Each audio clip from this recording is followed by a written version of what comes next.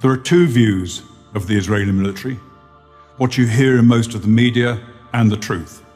I'm going to tell you the truth. I was the commander of British forces in Afghanistan.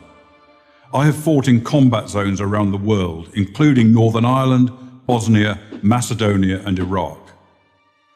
I was also present throughout the conflict in Gaza in 2014. Based on my experience and on my observations, the Israel Defense Force, the IDF, does more to safeguard the rights of civilians in a combat zone than any other army in the history of warfare. Why is this so? Firstly, Israel is a decent country with Western values run on democratic principles. Israel has no more interest in war than Belgium does. In fact, Israel has never started a war.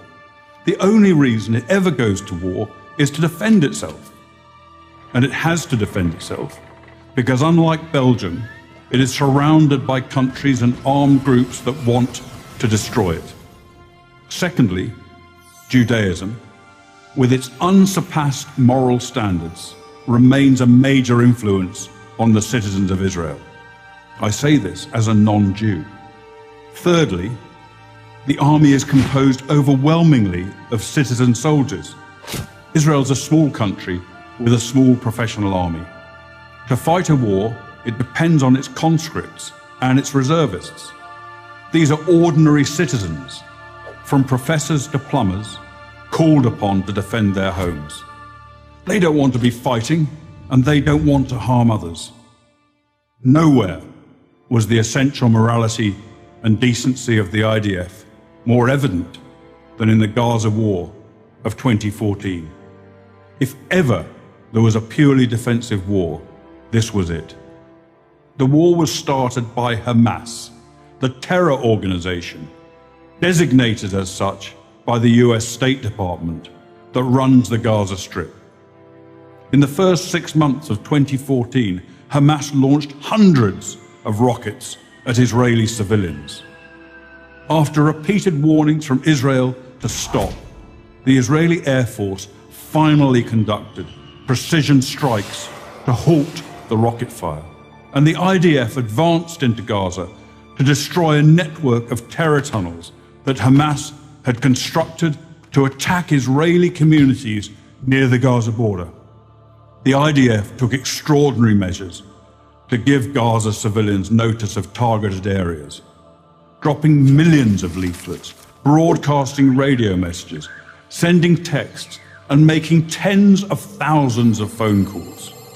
Let me repeat that. The Israelis called Gazans on their cell phones and told them to leave their residences and move to safety. Never in the history of warfare has an army phoned its enemy and told them where they're going to drop their bombs.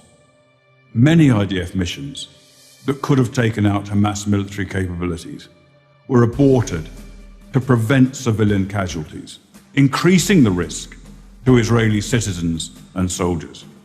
Despite all of this, of course innocent civilians were killed.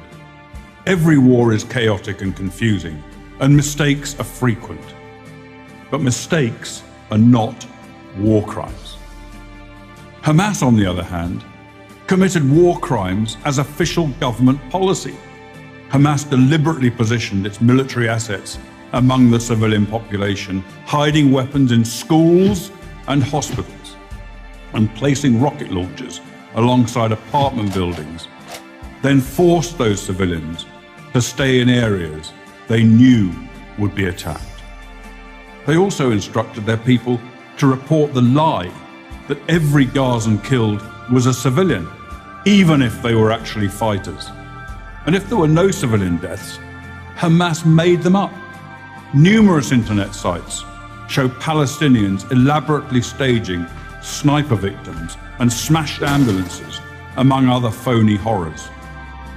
It's so common, there's even a term for it, Pallywood, as in Palestinian Hollywood. Ironically, it's the leaders of Hamas themselves who best understand the extraordinary measures the IDF will take to protect innocent civilians. They take full advantage of Israel's decency and adherence to the laws of war. No army takes such risks in order to protect civilians as the Israeli army does. I say this as a professional soldier. I say it because it's true, and people who care about truth should know it.